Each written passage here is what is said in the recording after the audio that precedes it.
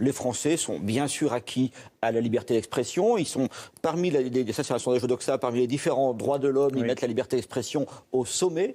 Et enfin, ils considèrent que la liberté d'expression est en régression. Mais attention, les Français, je ne veux pas rendre ça un débat, mais les Français considèrent aussi que c'est en régression par la base, c'est-à-dire par ce qu'on peut appeler une forme de dictature des minorités, pour reprendre les termes polémiques, mais aussi par le sommet, par une volonté de censure du gouvernement. Donc là-dessus, liberté d'expression, c'est complexe.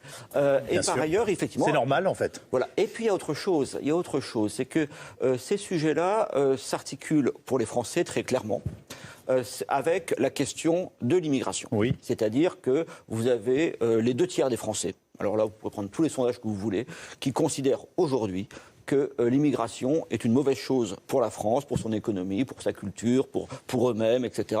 Quel que soit le sujet, c'est à peu près 2 tiers, 1 tiers.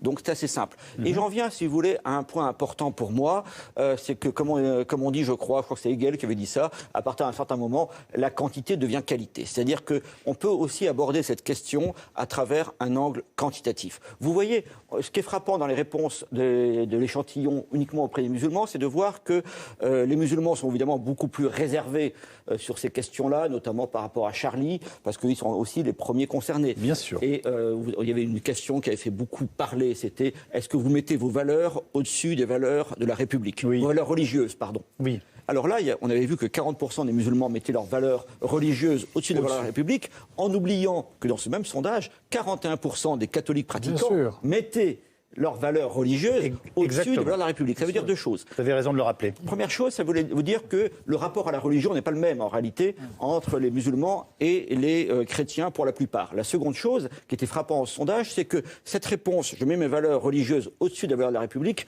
était d'autant plus importante numériquement que l'on était jeune. Pour dire les choses autrement, les jeunes musulmans semblaient beaucoup plus attachés à leurs valeurs par rapport à celles de la République que leurs aïeux. C'était le contraire, justement, de l'idée que peu à peu, les gens s'assimilent, s'intègrent, voire s'assimilent. Et on arrive, à mon avis, au problème fondamental que je vois beaucoup quand je travaille avec des collectivités locales, pour lesquelles je serai moins sévère que d'autres intervenants, qui sont confrontés à des situations qui ont trait à la quantité. Au nombre, vous avez effectivement une forme de séparatisme qui, dans tous les sens, dans ces endroits-là, dans les communes de France en général, où vous avez effectivement d'une part une croissance de la population d'origine immigrée et de confession musulmane, une croissance très importante, et vous avez en plus une, dans les quartiers et plus encore dans les écoles, vous avez une concentration. Il y a une enquête de France Stratégie qui vient de sortir, qui est assez intéressante là-dessus. Vous avez effectivement peu à peu, parce que les uns partent et que les autres arrivent, vous avez effectivement